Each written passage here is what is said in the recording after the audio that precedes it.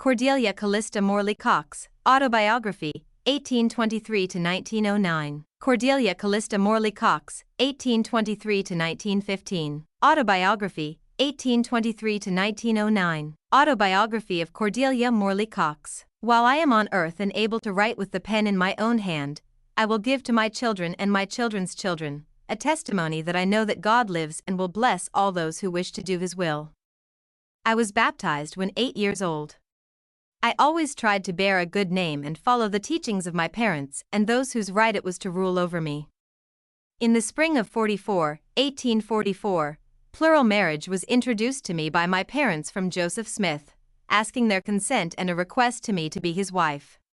Imagine, if you can, my feelings, to be a plural wife, something I never thought I ever could. I knew nothing of such religion and could not accept it. Neither did I. In June 1844, Joseph Smith was martyred, and it was a time of mourning for all. After Joseph Smith's death, I was visited by some of his most intimate friends who knew his request and explained to me this religion, counseling me to accept his wishes, for he now was gone and could do no more for himself.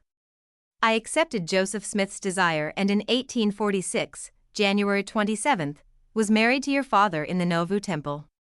While still kneeling upon the altar, my hand clasped in his, now his wife, he gave his consent, and I was sealed to Joseph Smith for eternity.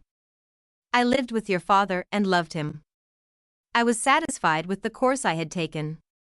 I had 3 little girls with him. I took comfort; they were born under the new and everlasting covenant. I had not doubted. I thought if one principle taught by Joseph Smith was true, all he taught must be true. I was sincere in my belief and had never doubted the truth of what I had accepted.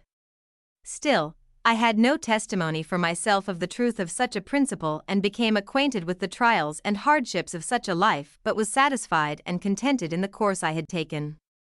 I had 3 little girls born under the new and everlasting covenant.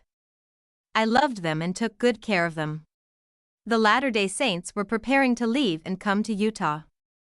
We lived in a settlement where, as the Mormons moved away, the Gentiles would buy the improvements until our family was left quite alone with the outside world. Then they began to persecute us. Your father was taken into a Gentile court and tried for breaking laws of the land by living with more than one wife. I had a true companion; her husband was mine also. We were driven from our home in the dead of winter. They told us our religion was false and we had been deceived. I had no one to go to for knowledge or for comfort. I began to worry and to wonder if I had in these years been so deceived. I longed for a testimony from my Father in heaven, to know for myself whether I was right or wrong. I was called a fallen woman. The finger of scorn was pointed at me. I felt that it was more than I could endure, and in the humility of my soul, I prayed that I might have a testimony from Him who knows the hearts of all. One night I dreamed. I thought I was in the midst of a multitude of people. President Young arose and spoke to the people. He then said there would be a spirit go around to whisper comfort in the ear of everyone. All was silent as death as I sat. Then the spirit came to me and whispered in my ear these words: "Don't ever change your condition or wish it otherwise, for I was better off than thousands and thousands of others." This brought peace to my mind, and I have felt satisfied ever since. The Lord has been my guide; in Him I put my trust. I am thankful that I have been true to the covenants I have made with my Father in heaven. I am thankful for my children that have been given to me. I pray that God will accept us all, and bless to come forth through a glorious resurrection and receive a crown of eternal life in His kingdom. Cordelia Cox. The Relief Society was organized by Joseph Smith in 1842, 67 years ago today, March 17, 1909.